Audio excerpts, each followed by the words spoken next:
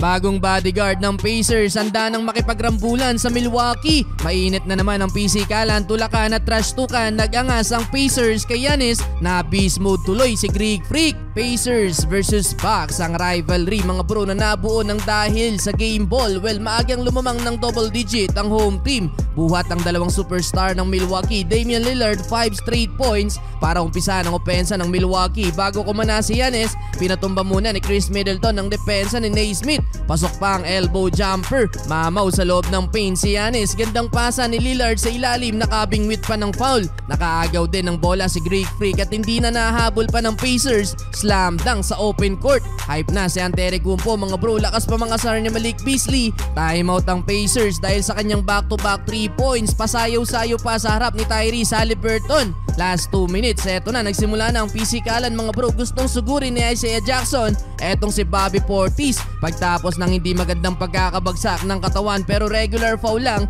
ang ipinataw kay Bobby dahil wala namang unnecessary contact na nangyari mga bro. Nakakatawa lang na itinutok pa ang camera kay James Johnson. Napatayo pa sa bench ang bodyguard ng Pacers. Well, yung 15 points na lamang ng Milwaukee na ibaba pa ng Pacers sa 7, 32-25. Haliburton 6 points, 3 rebounds, 3 assists with 0 turnover. Second quarter, wala pang isang minuto, another altercation. Si TJ McConnell naman ang nakabanggaan ni Bobby. Winasiwas ang kamay ng player ng Pacers pero na-technical dyan si McConnell. Kada may ganyan mga bro, matik tinututok ang camera kay Johnson na para bang handa na ding sumugod. Comeback ang Pacers and one layup para kay Benedict Maturin. Sumabay pa si Giannis. Sabay angas pa kay Greek Freak. Pasigaw-sigaw na nag-flex sa superstar ng Milwaukee. Well, nakalamang ng 6 points dyan ng Pacers. Grabe ang depensa nila kay Antetokounmpo. Kundi double team, triple team pa ang ginagawa ng Pacers para lang mapigilan si Giannis. Parang sinagasaan ng track dito si Maturin pero dahil sa late run ng Milwaukee, balik sa home team ang lead 62-56.